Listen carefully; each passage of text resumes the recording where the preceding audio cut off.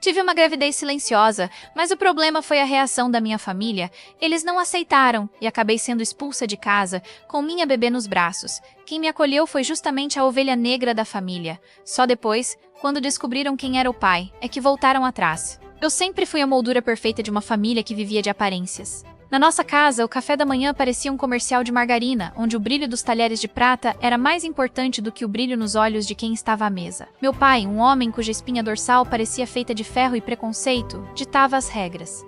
Minha mãe, sua sombra fiel, policiava meus vestidos, minhas notas e minhas amizades. Eu era o troféu deles. Até que o destino decidiu que o meu silêncio seria a minha maior arma e a minha pior sentença. Imagine viver 9 meses sem saber que um novo coração batia dentro de você. Cientificamente, explicam como negação gestacional ou gravidez silenciosa. Para o meu corpo, foi um esconderijo. Eu não tive enjoos. Eu não tive desejos. Minha barriga permaneceu reta, escondida sob os blazers de alfaiataria que eu usava para trabalhar no escritório de advocacia da família. Eu tomava minha pílula religiosamente às 21 horas. Como quem cumpre um ritual sagrado. Mas a biologia tem suas próprias leis, e ela não se importa com o seu planejamento de carreira ou com a aceitação dos seus pais. A noite em que tudo desmoronou começou com uma pressão estranha na lombar. Achei que fosse o estresse do fechamento de um contrato importante. Tomei um analgésico e tentei dormir, mas a dor se transformou em ondas. Ondas que não eram de cansaço, mas de expulsão. Quando a primeira contração real me atingiu, eu estava no banheiro, descalça sobre o mármore frio. O contraste do gelo da pedra com o fogo que subia pelas minhas pernas era insuportável. Eu não conseguia gritar. O medo de quebrar o silêncio daquela casa era maior do que a dor do parto. Eu estava ali, sozinha, entre o vaso sanitário e a banheira de hidromassagem, quando o impensável aconteceu. Não houve anúncio. Houve apenas a urgência da natureza. Quando eu vi aquela pequena criatura nos meus braços, envolta em sangue e mistério, o tempo parou. O relógio de ouro na parede da suíte batia os segundos como se fossem marteladas em um caixão. Eu olhava para aquele bebê e a única pergunta que minha mente em choque formulava era: como eu vou explicar isso para os deuses da perfeição no quarto ao lado? O choro veio. Agudo, estridente, rasgando o véu de hipocrisia da mansão dos Albuquerque. A porta do banheiro foi escancarada. Meu pai estava lá, com o hobby de seda e os olhos injetados. Minha mãe logo atrás, levando a mão à boca como se estivesse diante de um acidente de trânsito. O silêncio que se seguiu foi pior que qualquer grito. Eles não correram para me ajudar. Eles não perguntaram se eu estava bem. Eles olharam para o bebê no chão como se fosse um rato que tivesse acabado de sair do esgoto. Que é isso, Elisa? A voz do meu pai era um sussurro letal. Eu não sabia, pai. Eu juro, eu não sabia. Eu soluçava, tentando cobrir a recém-nascida com a minha própria camisa. De quem é essa imundície? Ele gritou, a veia da sua testa saltando. Quem foi o vagabundo que você deixou entrar na sua cama enquanto a gente achava que você estava estudando? Quem foi o lixo que desonrou esta casa? Eu não tinha nomes naquele momento. Minha mente era um borrão de luzes de baladas, eventos de gala e uma única noite de chuva meses atrás que eu tinha tentado esquecer. Mas para o meu pai, a falta de um culpado imediato significava que a culpada era apenas eu. A psicologia do meu pai era baseada em posse e poder. Se eu não era mais o troféu limpo, eu era lixo reciclável. Minha mãe, que deveria ter um instinto protetor, foi a primeira a pegar o saco de lixo. Ela não pegou o saco para limpar o banheiro, ela começou a jogar minhas roupas de dentro do closet para fora, no corredor. Você não vai sujar o nome desta família nem mais um segundo, ela dizia, com uma frieza que me deu mais calafrios do que o parto. Se você quer viver como uma qualquer, vai viver na rua com os seus iguais. A escala da crueldade deles subiu de nível em minutos. Não houve amanhecer. Eles me expulsaram às 3 da manhã. O frio de Curitiba naquela noite era cortante. Meu pai me empurrou para fora da varanda, jogando os sacos com meus pertences no gramado molhado. Eu estava de pijama, descalça, segurando um bebê que mal tinha 10 minutos de vida, enrolado em uma toalha de rosto manchada de sangue. Pai, por favor. Ela vai morrer no frio. Deixa eu pelo menos aquecer ela, eu implorei, de joelhos na grama. Você deveria ter pensado nisso antes de abrir as pernas para qualquer um. Foi a última frase que ouvi antes de a porta de carvalho maciço se fechar e o trinco ecoar como um tiro de misericórdia. Eu estava sozinha. A rua estava deserta. As luzes dos postes piscavam e a cada segundo a pele da minha filha ficava mais pálida. Eu sentia a injustiça queimar como ácido nas minhas veias. Eu tinha sido a filha perfeita por 23 anos. Uma única falha, uma falha que eu sequer sabia que existia, foi o suficiente para eles deletarem minha existência. Peguei meu celular, que por milagre estava no bolso do pijama. Comecei a ligar. Liguei para minha melhor amiga, a madrinha de batismo de fachada que vivia nas minhas fotos do Instagram. Amiga, eu tive um bebê, meus pais me expulsaram, por favor, Elisa, um bebê? Como assim? Olha, meu apartamento é pequeno e meu namorado odeia barulho, liga para outra pessoa, tá? Boa sorte. Clique. Liguei para minha tia, a religiosa da família. Tia, pelo amor de Deus. Deus não habita no pecado, Elisa. Você colheu o que plantou. Procure um abrigo da prefeitura. Clique. A rejeição era uma faca cega me cerrando ao meio. A dopamina do sucesso social tinha sido substituída pelo cortisol do puro terror. Eu vi os faróis de um carro ao longe. Meu coração acelerou. Seria meu pai arrependido? Seria a polícia para me levar por abandono, sendo que eu era abandonada? O carro parou. Era um Opala velho, com o motor roncando e fumaça saindo pelo escapamento. O vidro baixou e eu vi o rosto que minha família usava como exemplo de caminho errado. Tio Marcos, o irmão mais novo do meu pai, que tinha sido deserdado há 10 anos por se recusar a cursar direito e por ter se assumido artista plástico e mecânico. Ele era a ovelha negra. O viciado, o louco, o inútil, segundo os jantares de domingo. Ele olhou para mim, olhou para o embrulho nos meus braços e para os sacos de lixo no chão. Ele não perguntou quem era o pai. Ele não perguntou por que eu estava sangrando. Entra no carro, Elisa. Agora. Ele ordenou, com uma voz rouca que carregava um peso de quem já tinha sido chutado muitas vezes. Tio, eu não tenho para onde ir. Eu não tenho dinheiro. Eu gaguejei. Eu não te perguntei se você tem dinheiro. Eu te dei uma ordem. Entra nessa lata de sardinha antes que essa menina congele. A casa do Marcos era o oposto da mansão Albuquerque. Era pequena, cheirava a tinta a óleo, graxa e café forte. Mas pela primeira vez na vida, o ar não parecia pesado. Ele me entregou uma coberta de lã grossa, esquentou água. E em silêncio, começou a separar roupas velhas dele para eu usar. Eles são monstros, ele disse finalmente, enquanto eu tentava amamentar a pequena Luna, que agora tinha um pouco de cor no rosto. Eles não amam pessoas, Elisa. Eles amam o reflexo deles mesmos no espelho. Quando você quebrou o espelho, você se tornou invisível para eles. Os dias se transformaram em semanas de pura sobrevivência. O cansaço era uma neblina constante. Eu sentia que estava em uma corrida contra o tempo. O dinheiro que eu tinha na conta foi bloqueado pelo meu pai, ele era o titular da conta conjunta que gentilmente me cedeu quando fiz 18 anos. Eu estava na miséria absoluta, dependendo da caridade do homem que eu mesma tinha aprendido a desprezar. A injustiça me alimentava. Eu via as postagens da minha mãe no Facebook, falando sobre superar decepções, e postando fotos de viagens como se eu nunca tivesse existido. Eles estavam me apagando. Mas enquanto eles tentavam me deletar, eu estava descobrindo algo que mudaria o jogo. Luna não se parecia comigo. Ela não se parecia com ninguém da minha família. Mas conforme os traços dela ficavam mais definidos, uma memória começou a emergir do fundo da minha mente. Uma festa de gala da Ordem dos Advogados. Um terraço.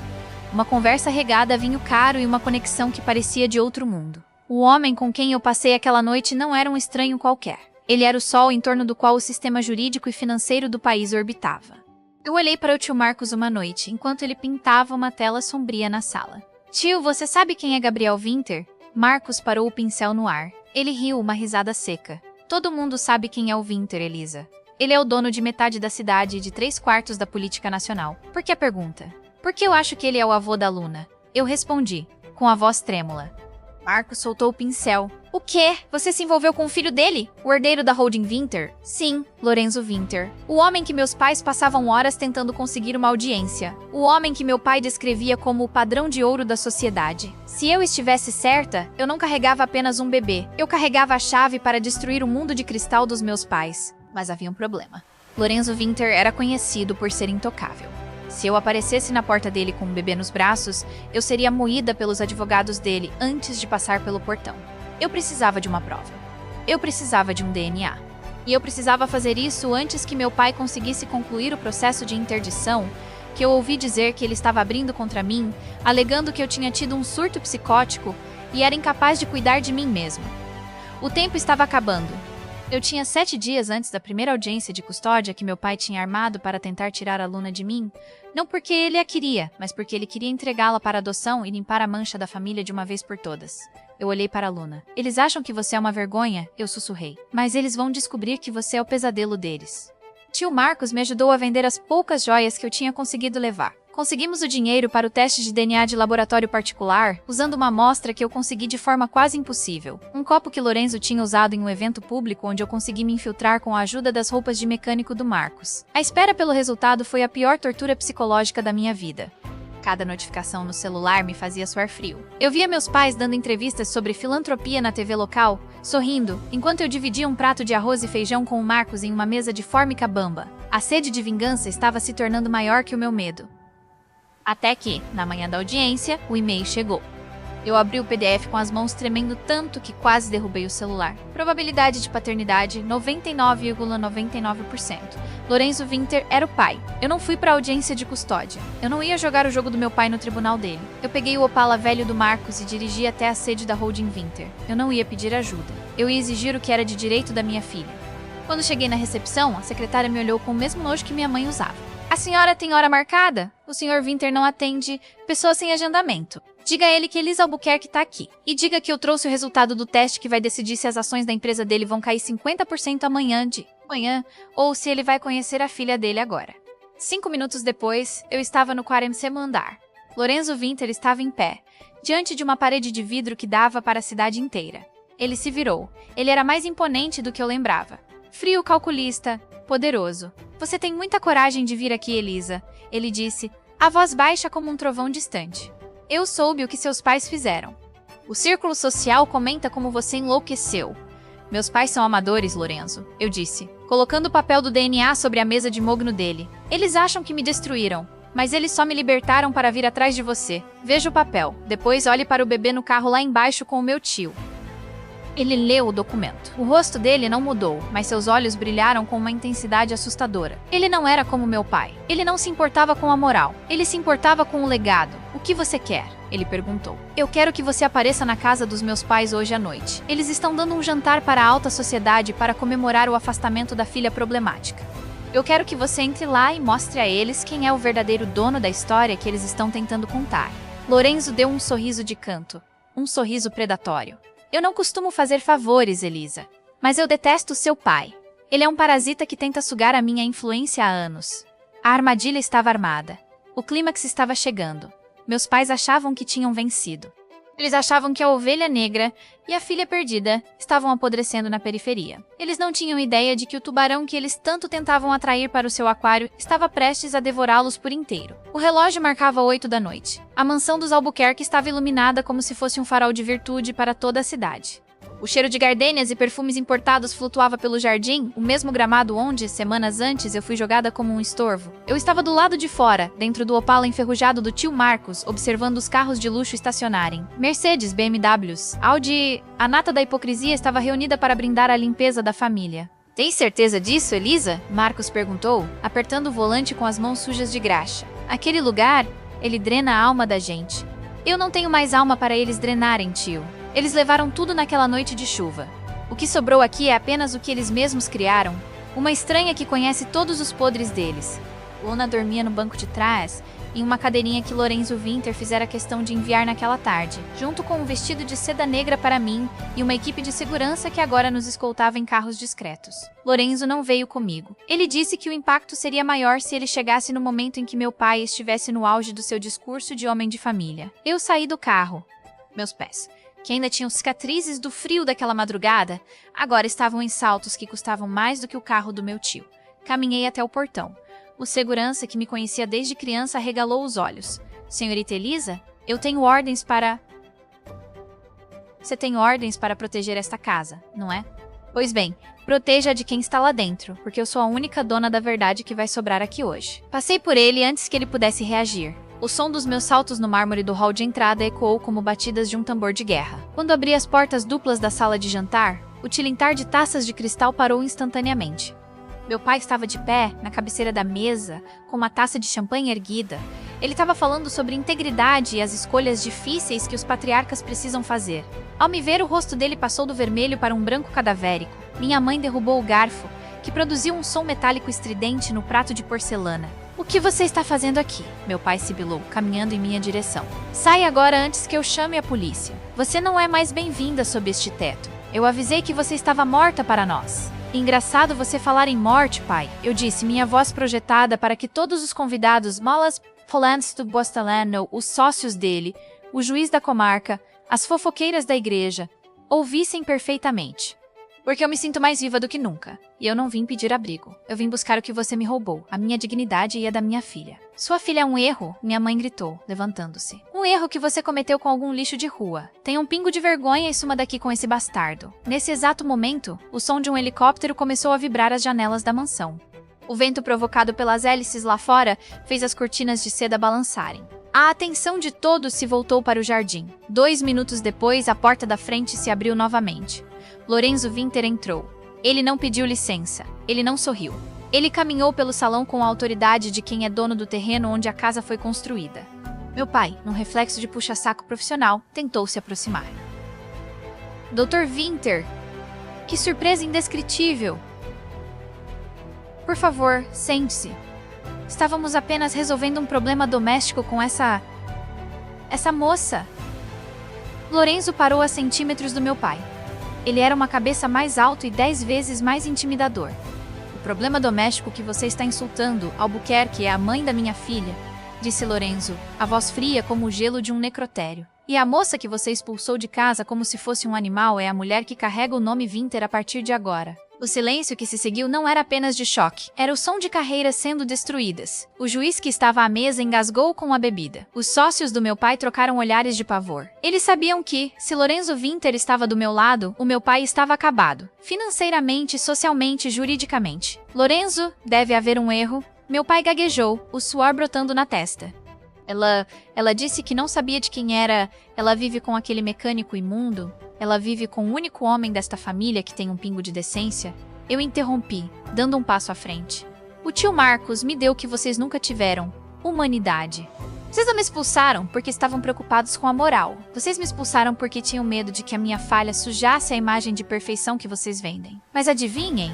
A perfeição de vocês acaba hoje. Lorenzo colocou a mão no meu ombro. Um gesto de posse e proteção que fez minha mãe desabar na cadeira, chorando lágrimas de puro pânico social. A partir de amanhã, continuou Lorenzo, olhando para o meu pai, todos os contratos da sua firma com a minha holding estão rescindidos. E eu sugiro que você retire aquele processo de interdição contra a Elisa. Se eu ouvir a palavra incapaz associada ao nome dela novamente, eu vou dedicar cada centavo da minha fortuna para garantir que você passe o resto dos seus dias em uma cela de prisão por fraude processual e abandono de incapaz. Meu pai tentou falar, mas as palavras não saíam. Ele era um homem quebrado. O poder dele era uma ilusão baseada no medo alheio. E agora ele estava diante de um medo muito real. Eu me aproximei da minha mãe. Peguei a taça de champanhe que estava na frente dela e a ergui. Um brinde à família, eu disse, com um sorriso que não chegava aos olhos. Aquela que a gente escolhe, não aquela que o sangue impõe. Porque o sangue me expulsou, mas o amor da ovelha negra me manteve vivo o suficiente para ver vocês caírem. Bebi um gole e virei o restante no tapete persa que ela tanto amava. Saímos daquela casa sem olhar para trás. Lá fora, o tio Marcos estava encostado no Opala, fumando um cigarro e olhando para as estrelas. Lorenzo se aproximou dele e, para minha surpresa, estendeu a mão. Obrigado por cuidar delas, disse o bilionário. Marcos apenas assentiu. Eu não fiz por você, Winter. Fiz pela menina. O mundo já tem monstros demais. Ela não precisava de mais 2 dentro de casa. A escala da minha vida mudou radicalmente naquela noite. Passei de moradora de rua a uma das mulheres mais influentes do estado. Lorenzo e eu nunca tivemos um conto de fadas. Nossa relação começou no caos e no pragmatismo, mas ele respeitava a minha força. Ele reconhecia em mim a mesma ferocidade que ele usava para construir impérios. Meses depois, recebi uma carta. Meus pais tinham perdido a mansão. O escândalo de terem expulsado a neta de Lorenzo Winter foi a gota d'água para os clientes deles. Eles estavam morando em um apartamento de 2 quartos, tentando desesperadamente uma audiência comigo para conhecer a neta. Eu rasguei a carta sem ler até o fim. Hoje, quando olho para a Luna correndo pelo jardim da nossa nova casa, eu entendo a psicologia cruel da vida. Às vezes, você precisa ser destruída para descobrir de que material você é realmente feita. A curiosidade do mundo sobre o mistério da grávida expulsa se transformou em respeito pela mulher que não baixou a cabeça. A recompensa gigante não foi o dinheiro do Lorenzo, nem as joias, nem a vingança. A recompensa foi o silêncio. Não o silêncio da gravidez que eu escondi sem saber, mas o silêncio da paz de espírito. O silêncio de saber que a ovelha negra é, muitas vezes, a única que enxerga o lobo disfarçado de pastor. Aprendi que a família não é um porto seguro automático. É um privilégio que deve ser conquistado com lealdade, não com DNA. E para aqueles que acham que podem descartar pessoas como se fossem lixo quando elas não se encaixam no seu molde, cuidado. O lixo de um homem é o tesouro de outro. E esse tesouro pode voltar com exércitos que você nunca imaginou que existissem. Eu venci. Não porque recuperei o que perdi, mas porque descobri que o que eu perdi nunca teve valor real. O valor estava no carro velho do meu tio, no choro da minha filha e na coragem de encarar os monstros que me deram a vida.